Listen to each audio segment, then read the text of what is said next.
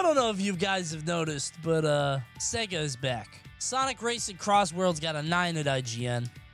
Mario Kart World, only a lowly 8. Sega is finally back to their old days. Better than they've ever been. Just in time for a renaissance. They're working on Crazy Taxi. They're working on Jet Set Radio. They're working on all this side stuff. Sega might be back. I don't know. And that got me thinking, what happened? What did they do wrong? And could they finally be back? Are they making good games now? Let's find out, shall we? Sega used to be one of the biggest makers of video game consoles.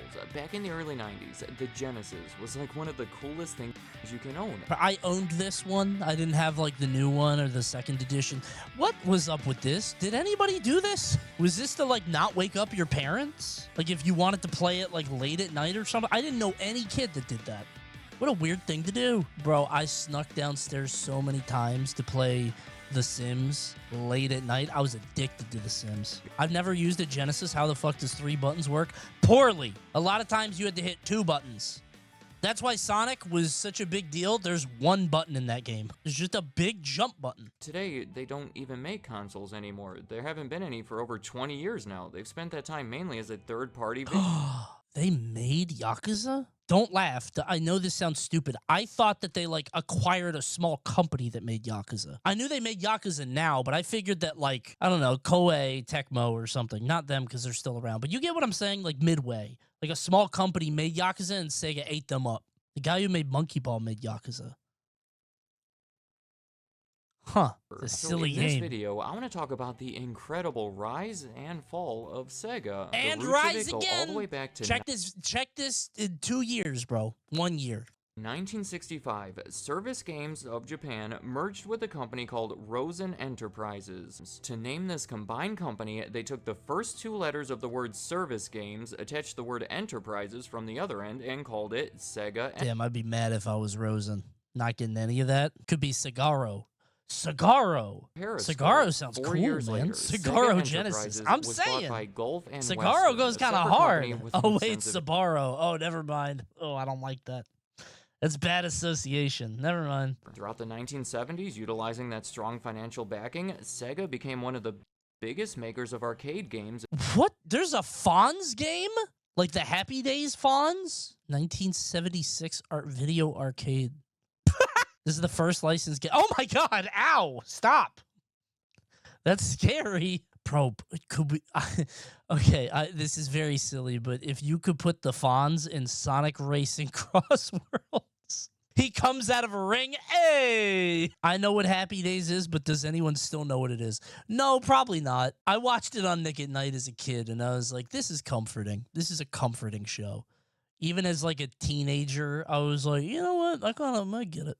But not long after, the Japanese operations were bought by a group of investors led by David Rosen himself and heavily financed by Isao Okawa. With everything going so bad at their core arcade operations, the people at Sega figured that it would be a good time to make a home video game console, and that change in direction is ultimately what transformed them into the company that we all came to know. See, the weird thing is that, like, everybody... I always forget about the Master System. I always think the Genesis was their first one because it's called the fucking Genesis. It's weird that they had this kind of shit. Like, they had an Atari thing with 1 button and 1 stick. Whack-ass controller. Yeah. The SG you ever try to use one of these? It was released in Japan. I have no idea how anybody played a video game before 1990. It is actually absurd. Their second attempt was the redesigned SG-1002, released in Japan about a year later, followed by the Sega Mark III more than a year after that. That one is big-ass pause button. You gotta get all the way up to pause it. Dude, if a boss is beating my ass, I'm not gonna get up. Because it was rebranded as the Master System that I imagine most of... What is this? There's still the pause button there, man. But I think most would consider this to be a weak first attempt, considering that Nintendo's competing 8-bit system, the NES, sold about 10 times as many that year. Part of the reason for the low numbers would be the fact that Sega was mostly forced to develop their own games for the Master System because Nintendo had a rule where games made for their system couldn't be made for other systems. Is that true? I'm trying to think of a game that was on the NES and Genesis, and I don't know if I have any. Street Fighter? I don't think Street Fighter was on the NES. Mega Man. Yeah, but no, because Wily Wars was different. That was like a package. Battletoads? Kind of, but like that's... Like, what I'm thinking of is, like, there's a lot of instances where a Genesis game would have, like, a different name. Genesis got Turtles in Time, but they called it something different and gave it, like, one different level. It's the same game, but it's slightly different, and they called it, like, Hyperstone Heist or something. This is such a nerdy, stupid offshoot. I'm just curious. I'm thinking.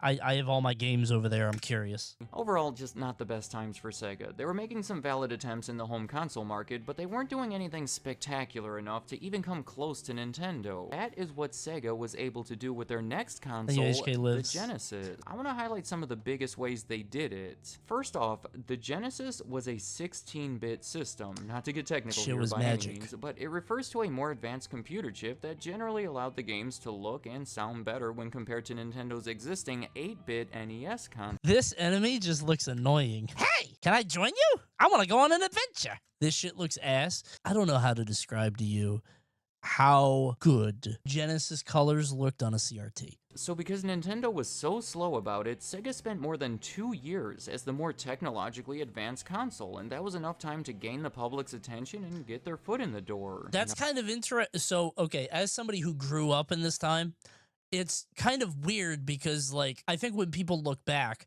they put the Genesis and the Super Nintendo on the same level. I put the NES and the Genesis on the same level, and Super Nintendo is like one up, and then we get to the other stuff because, like, I distinctly remember playing these two together. I guess because of that 2-year thing that I didn't know about. Like, I didn't keep track of it because I was what, 5, 6. They felt very similar. Those games felt a lot more similar. Did you know anyone with the Turbo Graphics? No. I was the kid with all the consoles because my mom was a single mom making pretty good money, and I liked video games. So I was the kid with all the... And my ass did not want a Turbo Graphics. When you're a single child to a single mom making pretty good money, you're gonna get spoiled. It's the way of the world. Nintendo by name. They commonly use the phrase blast processing, but probably the most famous campaign was the one where they said, Genesis does what Nintendo don't. And once the Super Nintendo did finally come out, Sega chose to lower the price of the Genesis to a point that made it significantly cheaper. The Genesis was also attractive because of the live... Wait, what games are we comparing? Mario World and Sonic 1? Do we not have Sonic 2? Get out of Labyrinth Zone, man. Some kid is going to play that and be like, wait, this is ass. That's not Labyrinth. It's Marble Zone, isn't it? Fake fan, sorry. I'm just now getting into Sonic. Don't be mad. How is this a rivalry? Dude, I lived through it. It was good, man. The Genesis was awesome. Market games using celebrities. You know, all the sports games like Joe Montana football, or even some unlikely creations like Michael Jackson's Moonwalker. Dude, this game is crazy to play now. You're like saving children from closets. It's weird. He's on the cover twice. Oh my God, he is. They put him on the cover. They're like, wait, you can't see his face. And then we're like, all right, put his face in the background. Ever seen the arcade version of this? It's crazy.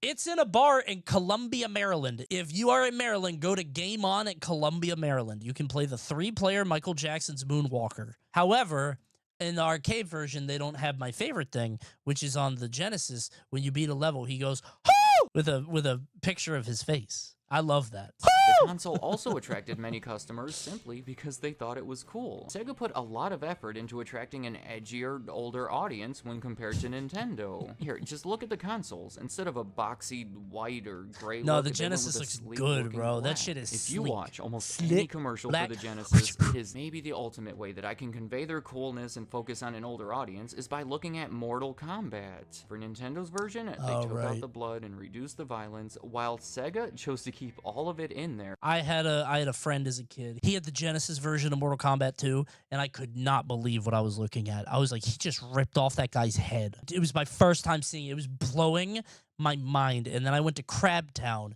and they had Mortal Kombat 1, 2, and 3, and Killer Instinct, and Primal Rage. And I'm like, what the fuck is this? Everybody's dying! In Mortal Kombat, it's either 2 or 3. I think it's 3.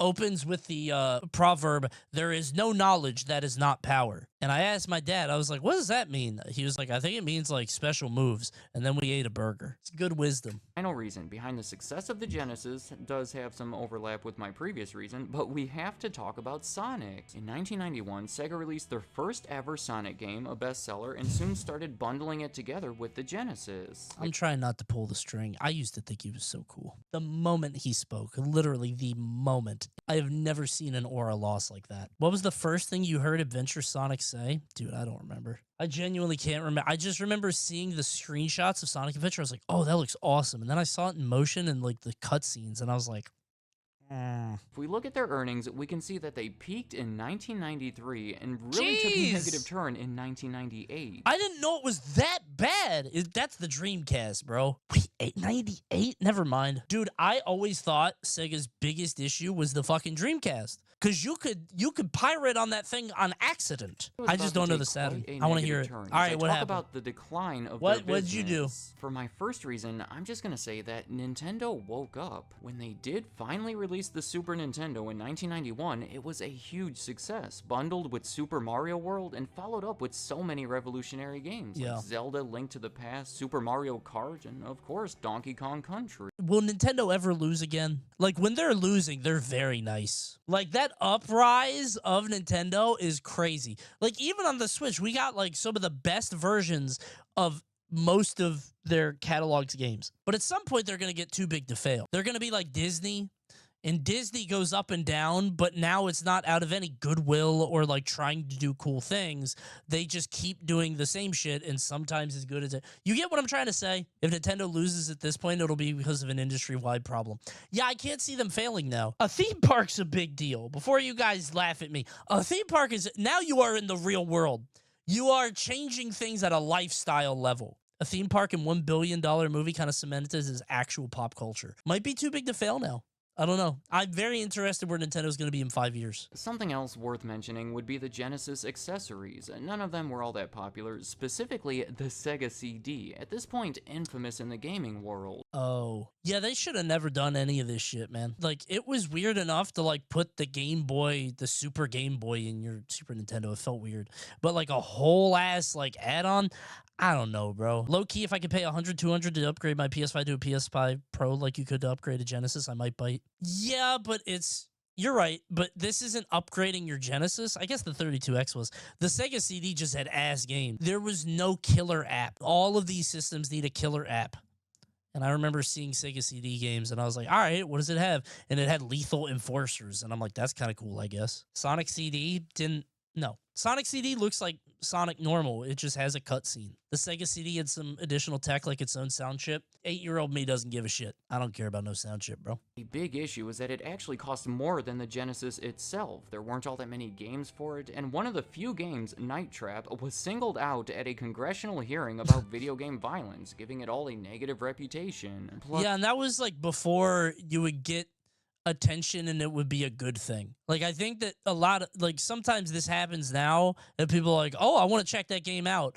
Back then they were like, oh, I'm not touching that shit. Ugh. Plus, there was a lack of support for the Sega CD after the company started focusing their main efforts on their next console, which happens to be my next reason for their decline, the Sega Saturn. So much went wrong with the Saturn, never releasing a Sonic game for it, for example, but most of the issues stem from the fact that it was expected to compete against the Sony PlayStation. So I never had a Saturn, and I was like, why didn't I own a Saturn? And I can't think of a single good Saturn game. Knights is so awesome. Okay, I'm going to be honest, I never played Knights, but it looks boring. Daytona? My ass was not buying racing games. My grandpa bought racing games. Plus, there were only 6 games available at that time, making it hard to justify paying the $400 price tag. He's not talking about the games. I'm curious. Saturn launch lineup. What are we going to the store to play? Who trying to play Clockwork Knight? Wait a minute, I wanted to play Clockwork Knight. I saw this in EGM and I was like, oh, that looks cool. Not playing Daytona. Panzer Dragoon is Star Fox, I guess, meme game. Pebble Beach Golf Links. Here's something for Dad. Play some golf. You have a caddy? They had to render the caddy? Virtua Fighter, which is pretty good. And soccer. The idea of your dad playing video games is so alien to me. My dad didn't even know how to send an email. Yeah, I didn't have a video game dad. My dad did, he played like Command and Conquer and like a paintball game. My mom got really into Dr. Robotnik's Mean Bean Machine for some reason, which is very cute. Puyo Mom or Paintball Dad? Final reason for the decline of Sega would be their next console, the Dreamcast, which was probably the biggest disaster of them all. It was released in 1998, clearly when things were already looking bad for Sega. The main feature was... The issue, like, I think the Dreamcast is such a bummer because, like, I don't know, man, it should have done good. Is that only, like, revisionist history? The VMU is cool. It had online. The frame rates of the games were fucking cool. Like, no game looked like a Dreamcast game. It just ran so smooth, right? Name 10 good games on the Dreamcast. No, I know. I have been famous in saying that I think the Dreamcast actually kind of sucked. And didn't suck. It is overloved in people's hearts. Because people, you know, it was a failing console, so people are like, oh my god, it was so brilliant. But I do think it's such a cool idea. The main feature was that it could connect to the internet, but in the days before Xbox Live, that really wasn't the most attractive feature, given the broadband connections just weren't where they needed to be yet. Dude, I used to get on SegaNet, and I would sneak downstairs and get on SegaNet and be on the internet on my Sega Dreamcast on sites I should not have been on the family TV. Had the big-ass keyboard, right? Such as, shut up, you could have been on DeviantArt. Yeah, that would have changed things, right? That might have changed things significantly. On DeviantArt on the Sega Dreamcast, I would look up Sonic. He's right there. The game disc staring at me. Well, Sonic is in the Dreamcast right now. I might as well just... And boom, I love Rouge. What if Sonic had no shoes? Wait a minute. So they would stop making consoles altogether and put their entire efforts toward making games for other consoles. Dude, that was only... a year and a half later. Only, what, 16 months later, they're like, we give up. I give up. Sorry. We lose. It's now over 2 decades later, and Sega has yet to make another console. The head of Sega at the time, Isao Okawa, who had taken over in the 1980s, donated almost $700 million of his own money to help the company make it through that transition, and he actually died only a couple weeks after that announcement. So that's what Sega has been up to ever since, successfully reversing the trend and becoming profitable again by 2003, shortly before merging with Sammy Corporation and one point profitable. Finally, the number go. Turn off that video game shit, bro. Turn off the Dreamcast. Just a guy finding a, oh shit, stop making the Dreamcast. Okay, number goes up now. It's good. That is the overall story of the incredible rise and fall of Sega. Let me know in the comments, have you ever owned a Sega gaming console? Oh my god, me? I'm gonna comment below. Yeah, I guess their games were just ass. I thought there might be a different, you know, kind of angle on it. Maybe something I didn't know about. Kind of a shift, right? Whatever. If the answer is just like bad games, which I think it comes down to, people would have paid for the Saturn if they had any good games. People would have paid for the Dreamcast. Well, Dreamcast had good games, but you could get those games for free.